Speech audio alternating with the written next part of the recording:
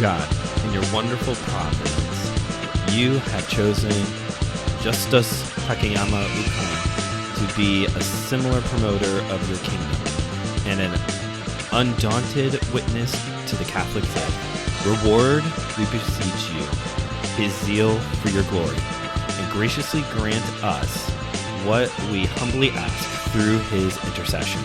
Grant us also that, following his example, we may bravely bear all trials for the sake of our holy Catholic faith, through Jesus Christ our Lord. Amen. Welcome to my dojo. This is KungFuPizzaPrty, and I'm your host, Brandon Knight. And today, we are here to talk about Dom Justo Takayama, a samurai and future Catholic saint? Yes, it is true. There may be a samurai that is going to be canonized as a Catholic saint.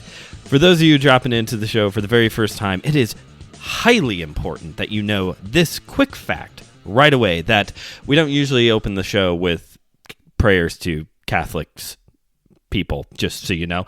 But here on KungFuPizzaPrty, I do seek to deliver high-flying action in 30 minutes or less and serve up some wisdom one slice at a time. And we are already a minute and a half into this episode, so I need to buckle in. And I'm very excited for this edition of the show. We're continuing on, had a little bit of samurai talk here a couple episodes ago, talking about Michelle Kahari's training to become a samurai. Today is exciting, though, because I'm basically bringing my two shows together into this one episode. It's a little bit martial art, it's a little bit church history, and it makes Brandon all kinds of happy. So Takayama was alive. We'll first start here. Right around the year 1550. It's not an exact date as to when he was born, and passed away in 1615. Okay, and which places him during the Sengoku period that saw a high anti-Catholic sentiment in Japan. But he was a samurai through part of that. He was converted to Catholicism at the prompting of his father at a very young age. Kind of let his faith take a backseat there for a while, had a re-coming to faith in his teen years, and then devoted his life fully to servitude to Jesus and samurai stuff from that point forward. Takayama and his father were both samurai and actually fought to become or hold the position of daimyo, which is kind of like a lord of a certain province or a fiefdom. They were serious samurai. Okay, this isn't like some pacifist Catholic samurai. No, like after his conversion, in a coming-of-age ritual as part of his samurai training, he did have to kill a guy in battle as part of his coming-of-age ritual. And shout out to all of the men out there who are trying to start coming-of-age rituals for their sons, because we've lost what being a real man is all about. Yeah, let me know how that one works out for you. But Takayama still took his faith very seriously. There's not too much known early on after his conversion. It seems like we're still learning a lot about what he did as part of his faith while he was an active samurai. But as time went on, eventually there was an expulsion of all of the missionaries from Japan, and specifically this province that Takayama and his father lived in. And it was at this point that Takayama actually doubled down on his faith and declared that he would not renounce or recant his faith, and joined the missionaries in the expulsion of them from this area of Japan. In 1614, with 300 additional Japanese Christians, they left their home area of Nagasaki and traveled to Manila. They were refugees, essentially, as they were dealing with persecution towards the Catholic Christian faith in Japan. Unfortunately, not long after their arrival in Manila, Takayama came under a fever, very high fever, and eventually passed away.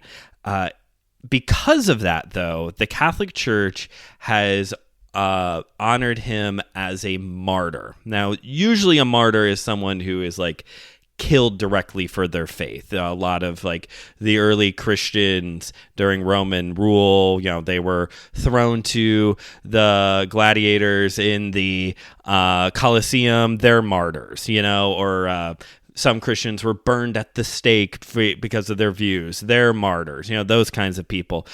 They see it as because the fever, they see the fever as a direct result, the sickness as a direct result of having to leave and travel and being of such an old age and doing all of this on behalf of protecting Christians and making sure that they arrive safely in Manila, that they see this as a direct result of all of that. So they honor him as a martyr because of that. He wasn't like, stricken down in samurai combat from a anti-Catholic ninja. I'm writing an alternate universe movie now. But rather because he wanted to make sure that he stood for his faith, and also because he wanted to make sure that other Catholics were protected from this persecution that was arriving in Nagasaki, that he was able to this fever then is seen as a way to honor him as a martyr. So again, a lot of the details of like other Catholic work that he did is still being learned and uncovered. As a samurai, though, we do know more. He actually fought in all kinds of battles and wars. Let me just pull this up real quick. Let me look here. So, where'd it go? Oh, here it goes. He managed to acquire Takasuki Castle and participated in the Ishiyama Honganji War. I apologize to everybody because I do not speak Japanese. My wife took Japanese in high school and told me that it's very phonetic, so I'm working on that. And participated in the Uda Nobunaga. He also fought under the Daijoumo Hideyoshi during his rule's earlier times, and participated in several other major battles that spanned throughout the 1580s, which would have placed him, when did I say? So he's like right around 30 when all of these battles are taking place, and he's securing his spot as a lord. But when persecution came, he doubled down on his Catholic faith, which is honestly, like, I think as a Christian, I'm not Catholic, I'm Protestant. But as a Christian, I think he has just like a really cool story. You take away the samurai part, it's obviously already really cool. Yeah, like the guy was a samurai and it could be a saint. We're going to talk about that part here in a moment. So that part is in of itself already really cool, but you just kind of take this away of just like this guy who came to faith at an early age, maybe didn't make too big of a impact on his life early on, kind of went about his life, but when times got tough and his faith was actually on the line, he stood for it. And I think, there's plenty of people nowadays. I know those of you listening to Kung Fu Pizza Party, this is not what you came here for. I do think that there are a lot of Christians nowadays who are over dramatic and I do think American Christians really like the idea of being persecuted. I've never understood that, but I do think a lot of American Christians like the idea of being persecuted, and I think that has more to do with the American part than the Christian part. I think as Americans, we really like being in a fight. We really like feeling like someone's stepping on our freedom, so we have something to fight about. And I think that plays a lot into a lot of Christians' mentalities now as modern Americans. But Takayama actually was facing like real persecution, and he chose to, he chose his faith, and he chose to protect other Catholic Christians and make sure that they could travel safely to Manila. And I think that's just really cool. And now let's get on to this part about him possibly becoming a saint. So, as I said earlier, I'm not a Catholic, I'm Protestant. And when it comes to the Protestant side of Christianity, there's two schools of thoughts when it comes to saints. There's one group that says, it's fine. Saints are cool. We like saints. And then there's the one I grew up in that was basically saints are, as Mermaid Man would say, evil! Sorry if you're listening to this in your buds. That probably was really rough. But that's kind of where I came from. Outside of St. Patrick, and in certain circles, St. Nicholas, saints are often seen as like a theologically bad thing, okay? I have moved away from that a little bit because at the end of the day, like saints, whether you're comfortable with how they are revered in certain circles of Christianity, like there's still men and women who made a major impact for their faith. Like that's what a saint is. Like they were a Christian who was like really a strong follower of Jesus and did things to continue the work of the kingdom and all of that. And so it's a big deal. It is a big deal to be regarded as a saint. Yes, for the theological people listening to this show, yes, we're all priests and saints under the blood of Jesus. I got it, whatever. But just can you just let us have our fun here? We're talking about a guy who's a samurai who could also be a saint. Please, let us have our fun here for a second, okay? Stop being a stick in the mud and let us have some fun for once. Okay. So I did not know this. All that is to say is that I did not know how the saint process works in the Catholic Church, okay?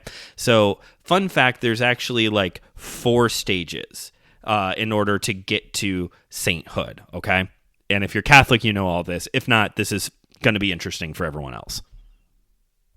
So let's talk about Takayama's canonization process as he is being his beatification. It's 2 words.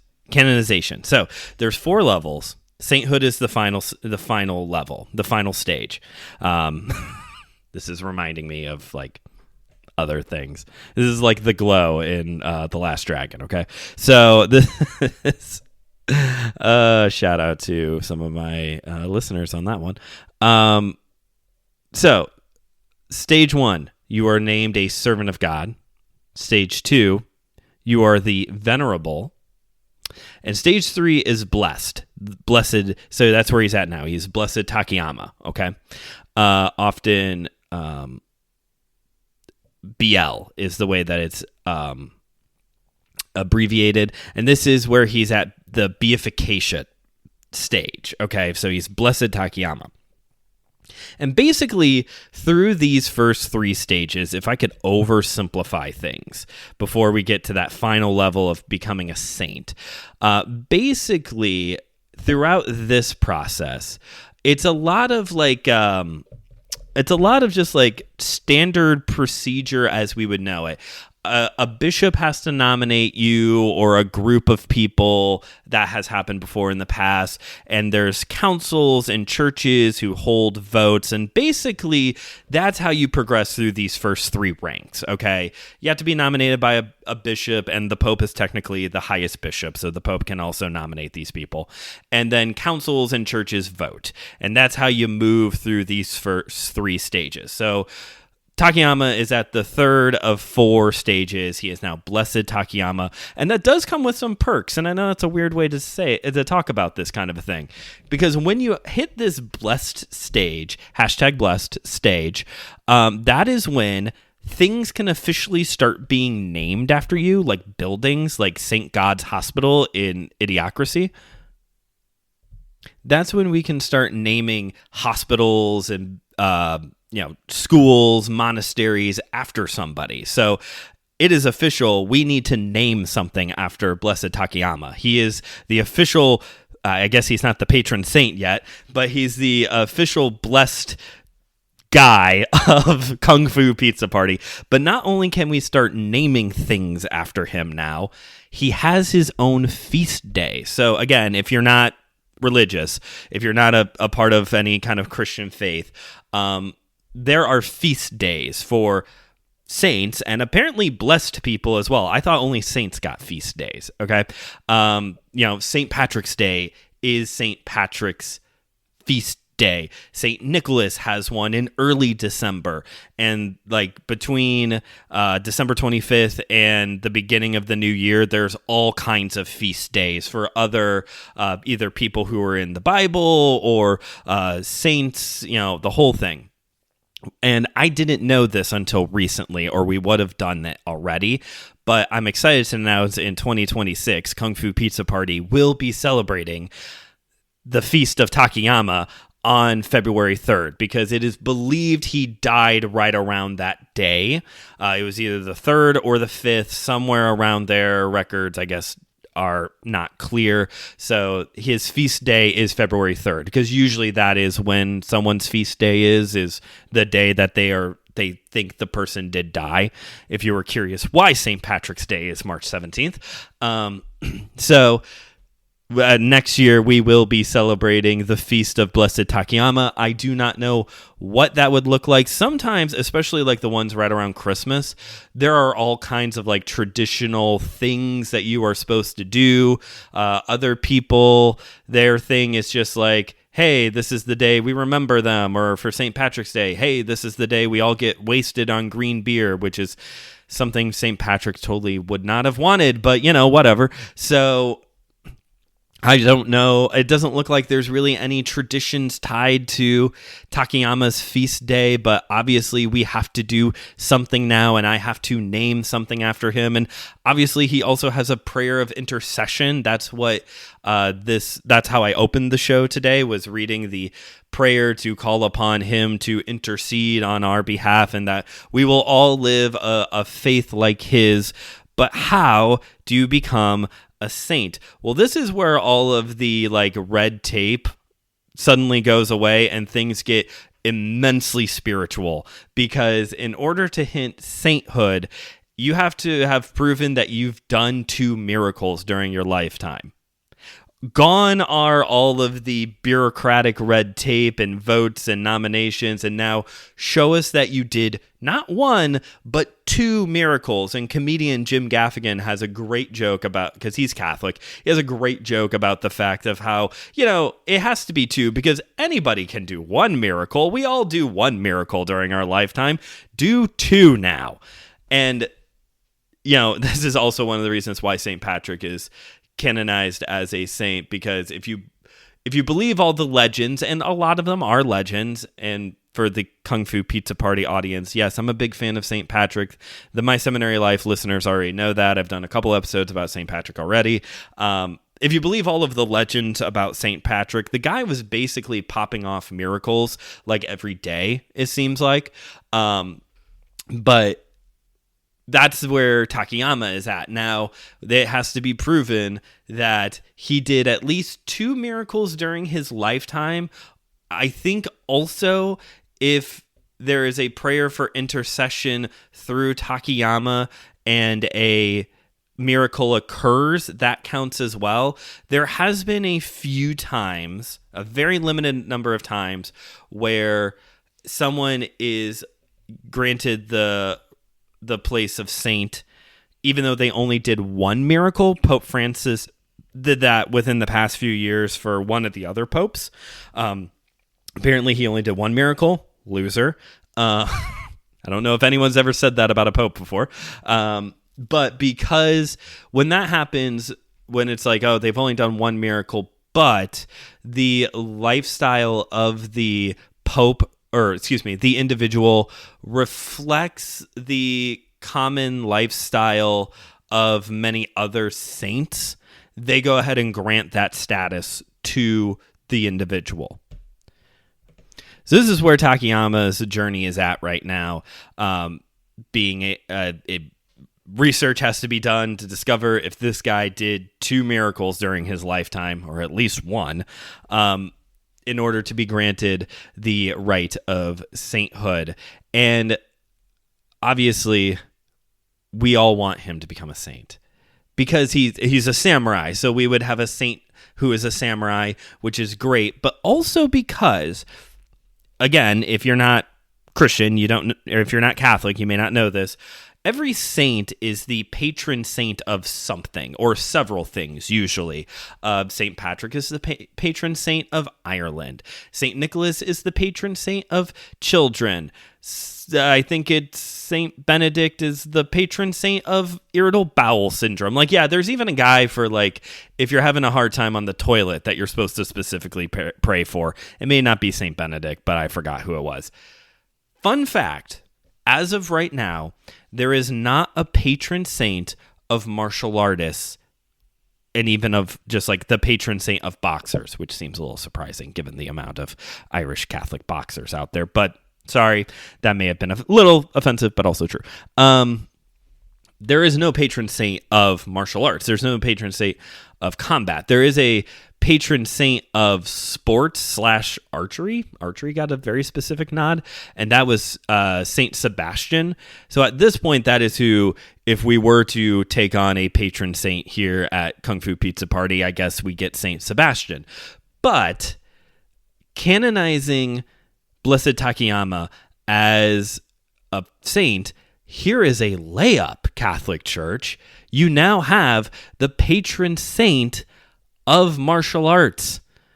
That you want to bring all the... Trust me, this whole thing is going to bring the weebs to the yard already. Like, this is going to be the thing that... Because another thing that you get to do, I think this is just at sainthood, I don't think this counts at any of the other levels, is that at sainthood then, when you are baptized into the Catholic, when you're not when you're baptized, that happens when you're a baby, when you are brought into the Catholic Church, catechized, when you're catechized into the Catholic Church, it's a thing. When you're a child, you maybe went to somebody's, you get to take on an additional name. It's like a second middle name that you get, and you get to choose it from a saint. And obviously, there's going to be so many Catholic anime fans who are going to immediately jump on the idea of taking on Takayama as their catechized name. Like, it's... Honestly, I kind of want it. Like, if I'm being quite honest, like, Catholic Church, listen to me. Pope Leo, bro, it's me, a guy from Northwest Indiana. I, too, have been to Portillo's. I, too, have had Revolution Brewing beer. You and I, we're not so different, other than, you're in charge of an entire religion at this point. Here's the thing. You got to already make history of being the first American pope. And not just any American pope, a Chicago pope. You've had Culver's, haven't you? You know what cheese curds are like. You've had Green River. We all know this is true. You get to also have the opportunity to canonize the first samurai. Do this not just for the Catholic Church, do this for all of us. We need a win right now in society. Do this for all of us. We need a samurai saint. And I'm just going to say, Christianity has actually been dropping. It's actually started coming up a little bit, but over the past 5 years, Christianity has been dropping statistically. Obviously, the reputation of the Catholic Church ain't too great anymore. You're still a major religion, obviously, but I'm just saying, you want to turn things around a little bit, start bringing in the younger crowd. You got a samurai waiting in the wings. You shouldn't use him as a marketing tool, granted, but come on. You got a great opportunity here, Leo. And my time is quickly running out, so I need to stop talking to Pope Leo for a second and draw this episode to a close. Thank you all for listening. And yes, I will be working diligently to try and come up with something to name to name Blessed Takayama after. And we will be celebrating the feast day of Takayama in February of next year. A lot of things we can do in February of next year, to be honest, because not only is that Black History Month, but that's when the next Lunar New Year begins. And so gotta find another movie to review alongside that. But it's going to be a busy month. Sounds like it's going to be a busy month. And actually, the next few weeks are going to start getting real busy around here, as well as the 1-year anniversary special is coming out here pretty soon. Got some new things in the work for year 2 of Kung Fu Pizza Party. And then, Mortal Kombat 2's right around the corner. Halloween's right around the corner. A lot of great things on the table. Got a lot of cool guests starting to line up for the next few months. So it's going to be a great time. But I gotta shut up and land this plane. So, thank you all for listening to today's episode. Please rate and review the show wherever you get your podcast. Pass this episode along to a friend so they too can learn about Blessed Takayama. Check out the other great shows here on the Anazao Ministries Podcast Network. And check out my YouTube channel, Studio 219, a place for faith and pop culture. Thanks again for listening. This has been Kung Fu Pizza Party, where I've delivered high-flying... Oh, and I'm selling merch until the... Shoot, I gotta fit this in. I am selling merch right now. You can find a link for it in the description of this episode, bonfire.com/2025 Kung Fu. Pick up a t-shirt. Proceeds from that is being donated to Martial Hearts. And thank you all for listening. This is Kung Fu Pizza Party, where I've delivered high-flying action in 30 minutes or less and served up some wisdom, one slice at